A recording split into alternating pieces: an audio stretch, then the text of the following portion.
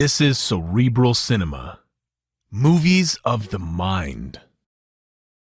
Now listen to me, and never forget it. Crime is a sucker's road, and those who travel it wind up in the gutter, the prison, or the grave. There's no other end, but they never learn. It was ugly from the start this time.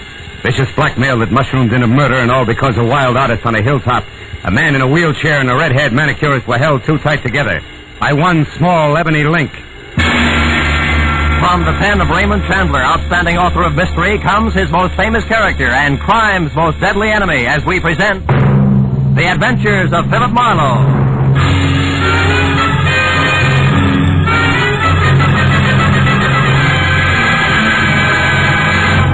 Now, with Gerald Moore, starred as Philip Marlowe, we bring you tonight's exciting story, The Ebony Link.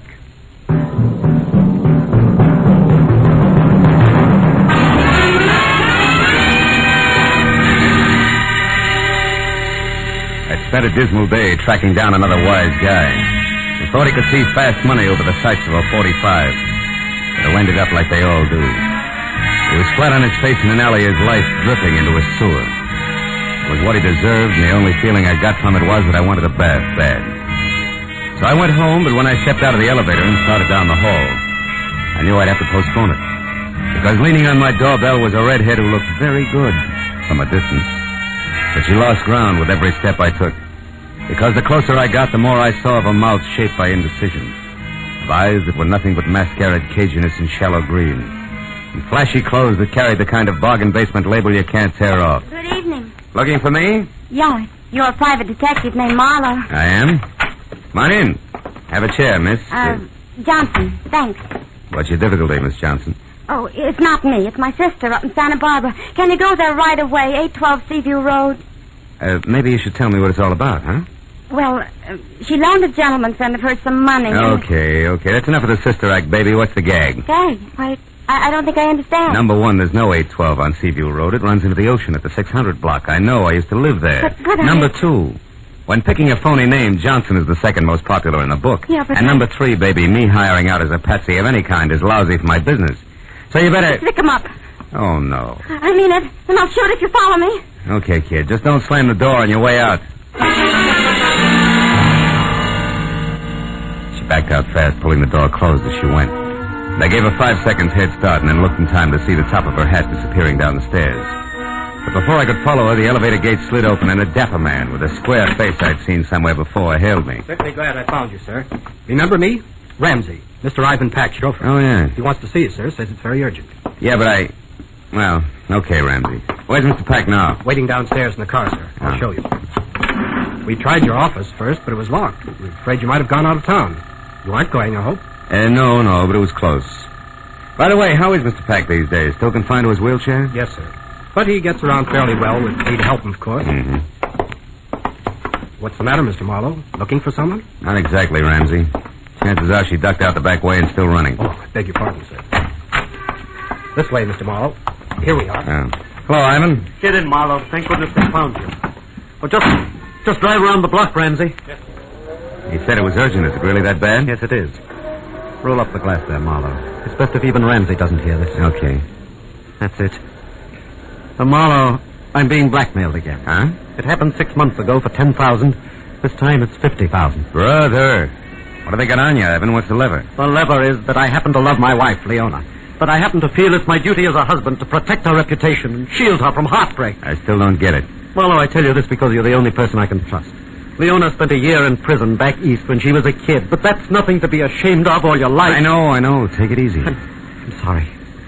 Bluntly, I can't afford to throw that much money away. On the other hand, if I don't pay, they threaten to expose Leona as a jailbird. She couldn't stand that, Marlowe. Mm-hmm. I know her. She ran away the first time this happened. She said she wouldn't be that kind of burden to me. If she finds out about this new demand, she may do something even more desperate. Blackmail's always tough. Who's doing it? I don't know. All we have to go on is this letter. Let's see it. Here. It's got an L.A. postmark.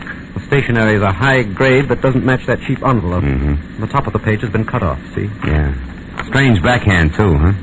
Hey, this demands a payoff by 12:30 tonight. Why didn't you give me more time? I just got the letter this afternoon. Yeah. Look, Marlowe, I realize what you're up against. Try, will you? Find out who wrote that letter. I have two alternatives. Pay him, or kill him. Well, I'm no killer. I'll pay if I have to. But maybe, with luck and your help, we can find a soft spot in his armor. What do you say? Well, I'll try. Don't take any bets, Ivan.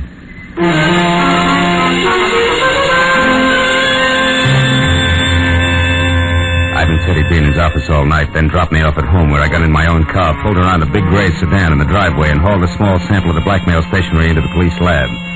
There I got a break. The boys had it classified in 30 minutes, and after another 30, handed me the names of 2 business houses and 12 hotels in the city that used it.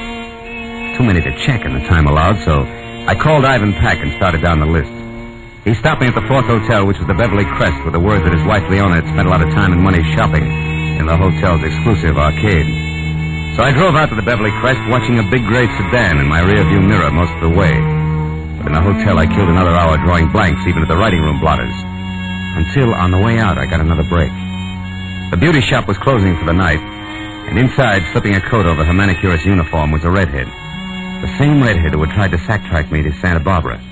I followed her out of the hotel, and when she got around to the back, I stopped her. What do you want? I got curious about your sister. I don't know what you're talking about. I don't have a sister, and I never saw you before in my That's life. wishful thinking, baby. You can talk here or over a desk at police headquarters, but you're going to talk. Now, which is it? Wait a minute, no cops. All right. Okay, Marlowe, sure. I'll talk. I got a sister in Santa Barbara, all right.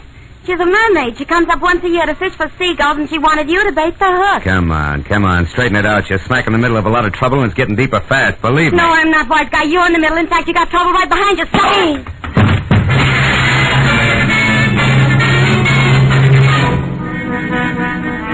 By the time I got untangled from the ash cans, all I could see was the back of a big gray sedan taking a corner so fast I only caught the last 3 numbers of his tag. 440. But as I stood up and dusted myself off, I saw something black and shiny. It was a 5-sided ebony cufflink. I dropped it in my pocket as I went inside the hotel again. A 5 into a bellhop got me the manicurist's real name, Rhea Fleming. But even a 10-spot failed to raise her address, so I called my client again, tried Rhea's name on him. When that missed, I asked permission to go and see Leona about it. That got me 60 seconds of argument, 10 of dead silence, and finally a very reluctant okay from Ivan. 20 minutes later, I pulled up at 94 Camden Drive. In front of a house sprawling in Spanish that was home to Ivan and Leona Pack. And the delicate dark girl with the shy gray eyes who answered the door was Leona herself. Yes? I'm Philip Marlowe from the Sequoia Credit Adjusters, Mrs. Pack. I'm told you patronize a manicurist, Miss Rhea Fleming at the Beverly Crest Hotel? Why, yes, occasionally. Is anything wrong? Oh, no. Nothing serious at all. May I come in? Oh, of course. I'd like to ask you a few questions about Miss Fleming. Well, I really don't know her very well. Oh, I understand that. But you might know where she lives, for instance, huh? Well, I did happen to drop her off one evening Oh? at the corner of Sunset and Mariposa, I think. Oh, won't you sit down, Mr. Oh, Marlowe? thanks. Where did she live before she came to Los Angeles? I have no idea. You don't, huh? Well, do you happen to know if she writes in a heavy, angular backhand? A heavy... Mm-hmm. Mr. Marlowe, may I see your credentials? Why, of course, if you wish. No, don't bother. It's happened again, hasn't it? Ivan's received another letter, and I'm... Who are you, really? Private detective working for Ivan? Oh, that's a cheap trick, I admit it. But we wanted to keep this from you, Leona. I won't let it happen. Now, wait a minute. Listen to me. Ivan's doing everything possible to stop this business. Now, give us a chance. You're running away now. It would be the worst thing you could do to us. It's so terribly unfair, Marlowe. We're on your side. Don't you understand that? And you're in a position to help us if you will. Marlowe, is it Rhea Fleming? Well, she's in on it, but not alone. She doesn't have the brains. But whoever is behind it belongs to this ebony cufflink. Ever see it before, Leona? Think hard. No, I haven't. Oh, it's too bad. Well, do you happen to know anybody who drives a big gray sedan? The license number ends in 440. That might be Bruce Morachek. Morachek, who's he? An artist Ivan hired to do a portrait of me. Mm-hmm. Picture isn't finished yet. It may never be. Bruce is too temperamental and exacting. But why did you ask about him, Marlowe? Yeah, because I've been tailed by a gray sedan since I first started in this mess. Oh, it couldn't be Bruce. I'm sure of that. Now, we'll see. And, Leona, until you hear from me again, promise you won't do anything rash, huh? Where are you going now, Marlowe? Put some pressure on Rhea Fleming. Her character has all the sterling qualities of mud pie, and I think she'll crack just as easily. So long, Leona. I'll call you. It spite of what Leon had said, I still thought there might be more to Bruce Moracek than ever got on canvas. And when I was out of the house and halfway to my car, I knew I'd have a chance to find out because across the street, a door flew open on a big gray sedan. And better than 6 feet of swarthy but handsome man clambered out and rushed toward me. It wasn't the lock of black wavy hair that dangled dashingly over one eye, but the fact that his hands were curled into very large fists. It gave me a definite them or us feeling about him, and the closer he got, the more certain I was that I'd have to let him have it first. And when he got within reach, I did just that. And why are you thinking that one over, chum? Try this. How long have you had on that polo shirt? Speak up. All day. Confound you. But you don't have to knock me down to find that out, you idiot. No, it was faster that way, and I'm not through yet. You've been tagging me all night, and I don't like it. How come? You wouldn't understand. Try me. Come on. I haven't got much time. All right. Until yesterday, I was working on a portrait of Mrs. Pack. Yeah? She's an exquisite subject, but I quit because it became impossible. Mm-hmm. She's being so upset by something or someone she doesn't even look like the same person from one day to the next. And that's supposed to explain why you've been tailing me all over town? I told you wouldn't understand. A portrait artist is not only a painter. He isn't, huh? He must be a psychologist, a doctor, even a detective, if necessary, when his subject's beauty is being destroyed before his eyes. Oh, come on. It's true. Hey. So I followed Mr. Pat to you and you to the Beverly Crest Hotel because you are up to something. I want to know what it is. Mm-hmm. Naturally, it wasn't you who put the slug on me at the hotel, huh? The what? The slug. No. I saw you walk around to the back, but the time I got there, a car was driving off. I thought you were in it, so I tried to follow, but I lost it. Yeah? And then I came up here. Well, let me tell you something, Moracek, for your own good and your subjects. If you're on the level, go home, and if you're not on the level, brother, you better get out of town while you still can. Good night! I looked back just before I turned the corner, and Moracek was still standing where I'd left him. So I drove out the Sunset and down to Mariposa where I parked and started walking. And I was more than an hour ringing doorbells, interviewing kids, husbands, and homemakers, and running down false leads before I finally found a mailbox labeled Rhea Fleming, Rhea. In a brown stucco 2 blocks south. I hacked my way through the underbrush hugging the front house to a converted guest cottage in the back numbered 8811. I didn't bother to knock, I just walked in. Hey, darling, I was beginning to think you'd never get... Marlowe, get out. Get out of here and I'll scream. I screamed louder. Who's the boyfriend you're expecting, Rhea? I don't have a boyfriend. It wasn't your grandfather that piled me up at the hotel tonight, baby. It's your last chance. Who was it? I don't seem to recall the incident you refer to, Marlowe. Now, listen, jerk, you're in a rotten blackmailing game right up to your earrings. And what's more, your extortion letter went through the mail. Did you get that? That's a federal rap. You can't beat it. I'm going to see that you don't because I'm sick and tired of fooling with you. You're too stupid to realize when you're licked. That's what's happened. I didn't know that, Marlowe. Who are you calling? Cops, of course. I'm through. I'm putting you out of circulation right now. No, wait, don't do that. I'll tell you who's with me. Okay. No, I can't. Rhea, come back here, you fool! No, Rhea! Holy smoke. Rhea, who was it? Who did this? Gee, I didn't think it'd go this far. I just didn't realize. No, I guess you didn't, baby. One down and one to go.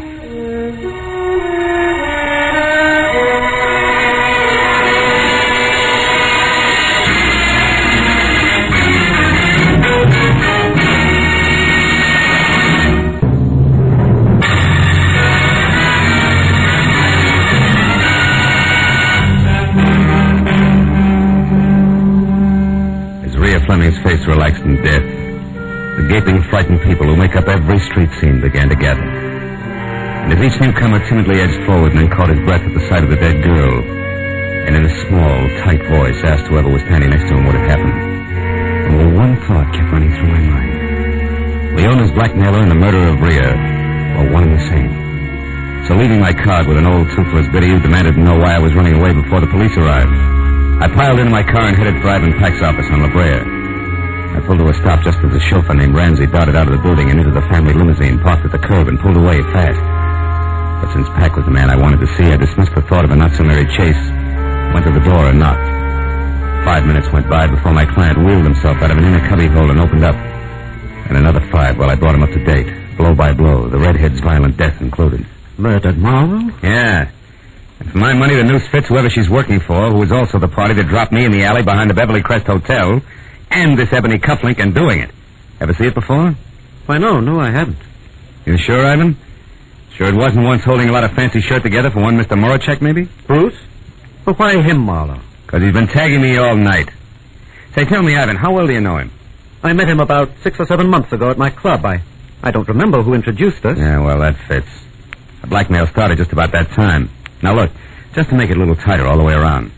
You can't recall who recommended him to you as just the right man to paint Leona's picture, can you? No, I can't. Uh-huh. But on the other hand, Marlowe, neither can I recall having heard anything bad about him. No. Now, look, you say he's been following you all night. Close enough to do a time step. What are you getting at? Just this. Was he around the place where the girl was killed? Well, to my knowledge, no. But that shouldn't mean too much because the murder happened after we had our little run-in. So he'd naturally be careful about my seeing him. Well... Besides, Ivan, he was going to commit murder, so it's a cinch he'd arrive and depart from 8811 Mariposa without fanfare. Mariposa? 8811 Mariposa, Marlowe? Yeah. But that's the address I just saw on a slip of paper in Ramsey's desk. There was a phone number, too. Wait a minute. Your chauffeur's Rhea Fleming's address? Yes. Here, get hold of my wheelchair. Sure. It's that far desk there, just inside that partition. You know, Ivan, when I pulled up outside here, I saw Ramsey leave. You know where he was going? Yes, he was going to dinner. Unless he hasn't eaten in 5 years, I don't think that's where he was going. He lurched from the curb like it was on fire. Here you are, Marlowe. The top drawer on the right. Toward the back. I see it. Yeah. 8811 Mariposa, all right. Phone number and nothing else except this. What did you find, Marlowe? A cufflink, Ivan, twin to the one in my pocket. And maybe a murderer who isn't named Marachek. You mean Ramsey? Yeah. Oh, no, that couldn't be. Why not? Ramsey's been here with me for the past 2 hours. So you mustn't discount Marachek or anyone else just because of this cufflink and the address. Well, in that case, no. But I can include Ramsey along with the late Miss Fleming as at least one accomplice on what's fast getting to be a very elaborate setup. Ivan, do you know where Marachek lives? Yes, at his studio. Lookout Mountain Road, just off Laurel Canyon Boulevard. Laurel Canyon. Well, I don't know the exact address, but you ought to be able to get that from Leona. Yeah. Well, I'll get in touch with you later, Ivan.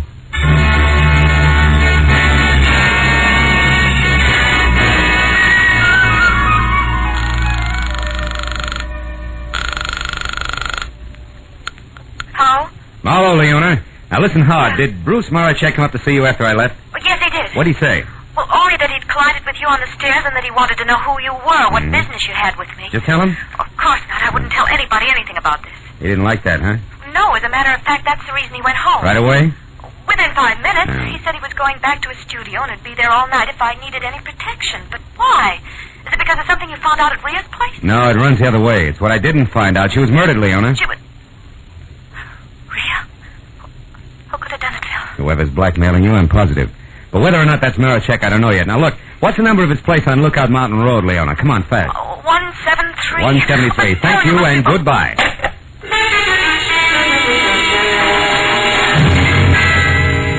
I was 20 minutes wriggling through the thick Hollywood traffic to Laurel Canyon, then another 10 climbing Lookout Mountain Road, which was an abrupt spiral of macadam that belonged in the Alps. So when I parked away from the bay window with roof that was numbered 173, and started up through the junior jungle that led to the front door, it was exactly 10 o'clock. And considering the zest of my last meeting with the artist, a good time for me to be careful. So when I knocked on the heavy oak that showed splashes of yellow at the threshold, I did it with the barrel of my .38. When I got no answer, I tried again, louder. It was then that Marachek replied, but not as I had expected, because he was behind me. And his greeting was a fist the size of a cannonball coming at the side of my head, fast. And now, Marlowe, I'll take your gun here. And if I have to use it, I will. No doubt. It worked before. Huh? What are you talking about? Come on, Buster, get off it. You act like a paint. Let's not waste each other's time. All right. Then inside, Marlowe, where we can get to the point fast and in privacy. Go on. All right. The door is not locked, detective. I don't know what you want here, but I'm going to find out, believe me. You can skip the thumbscrews, Rembrandt. I'll make it very plain for you. I want to know why you think you can get away with a doubleheader like blackmailing Leona and murdering your own accomplice.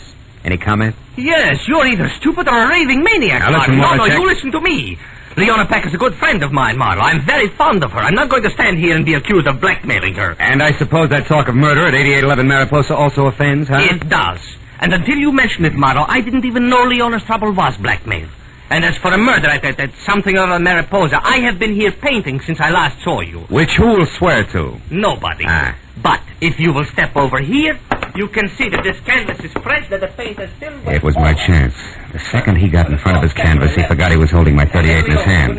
And as he talked, he pointed with the barrel like it was a paintbrush. When I was close to him, my right foot was against one leg of the easel. The time was right. Marlowe, are you satisfied? Quiet! Some other check. Now, since I'll also use this gun if I have to, get up. Oh, now, Stand over there against that wall. Come on. You're going to get a chance to tell that story again, Bruce boy, but this time to the police. And I... Hey, Marachek. What? That painting there. That's Leona, right? Huh? Of course that's Leona. Does it look like a battleship? No comment. But also, Marachek, it looks like a lot more, and by that I mean the answer to who's both the blackmailer of Leona and Rhea Fleming's killer. Now I think I know. Apologies and farewell, Buster. You're nothing worse than a sucker. But Marlowe, I don't understand. Where are you going? To Leona's place. Friend Ramsey is due there at the moment, and that may mean murder again. So long, Rembrandt.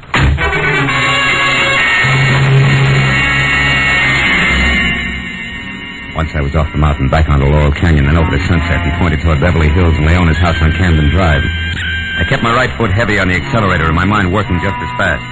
Because no matter which way I added things, I was still basing a lot on a little. And a few important points shy of figuring the whole deal. And 5 minutes later, when I was parked and walking toward the door of number 94, nothing was any clearer. But then, it didn't seem to matter because when I glanced in a side window as I reached for the doorbell, I saw Leona sitting alone on the edge of the couch like it was going to blow up any minute. Her face, which was frozen in the half-crazed expression of the condemned man watching his executioner sharpen an axe, told me that Brother Ramsey was already present, and probably out of my view with at least a gun in his hand. But since I'd gone this far on what I knew to be a very sorry case, I decided to play it chin out and hand tight over 38 in pocket. Who is it? It's me, Leona, Marlowe. Oh, 1 minute, Marlowe. I look a sight. Not a bad one, though. Alone? Yes, come in, won't you? I've been expecting you. Yeah. Well, I just left Morachek, Leona. I was wrong about him being your blackmailer, I mean. Of course you were. That's what I tried to tell you on the phone, Phil. What finally convinced you? A picture. You mind if I sit down? I've been doing a lot of running around tonight. Oh, of course. What picture, Phil? Oh, the one he did of you. I can't say much for it, though. No, it isn't too good, is it? But... How'd it tell me the boy genius, wasn't it? Yes, I'm interested. Oh, you should be, Leona. It was the blouse you had on, remember? A white one with cufflinks. Cufflinks? Ebony ones, like this. One I showed you when I was here earlier. One you said you didn't recognize. The one out of the set you must have given Ramsey as a present after Bruce Morachek was through painting your picture.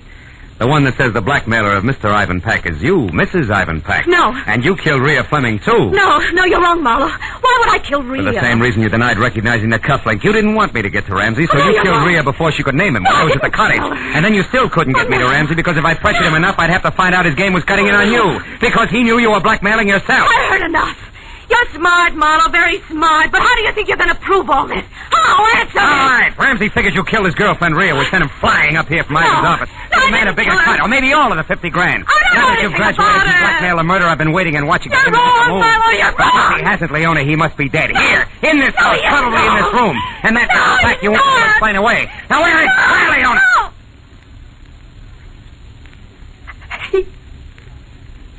He's there, Marlowe. Behind the couch.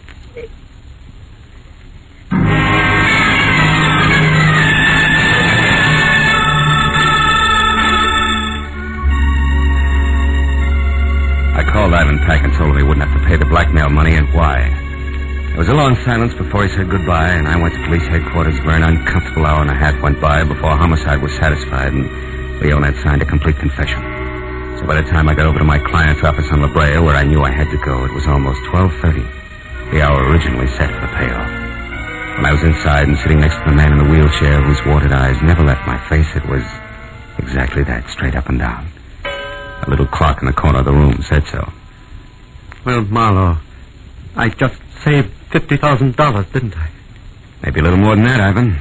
Maybe unhappiness for years to come, huh? Yes, I suppose so. Leona wanted two things, Ivan. Your dough and Bruce Morachek. She didn't get either one. The 10 grand you paid the first time and the money she was going to get tonight would be a bait to catch a starving artist. But I was wrong about him. He wasn't interested except as an artist. And your chauffeur and your wife's manicurist knew enough between them to try to get a piece of that dough for themselves. Yes, I owe you a lot, Marlowe. Oh. After all, I just said I saved $50,000, didn't I? Even though I lost a wife. Good night, Marlowe. I'll talk to you tomorrow. Sure. Night, Evan.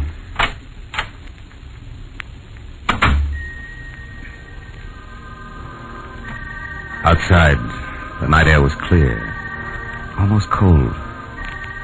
Felt good against my face, so when I got to where my car was parked, I didn't get in right away, but stood next to it.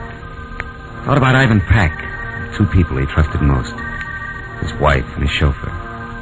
One already dead, the other soon would be.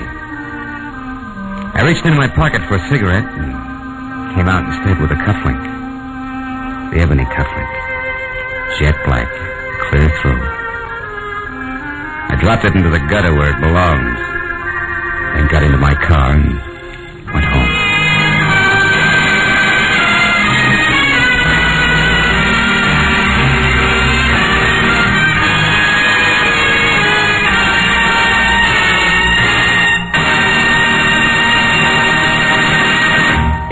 Cerebral Cinema hopes you have enjoyed this movie of the mind.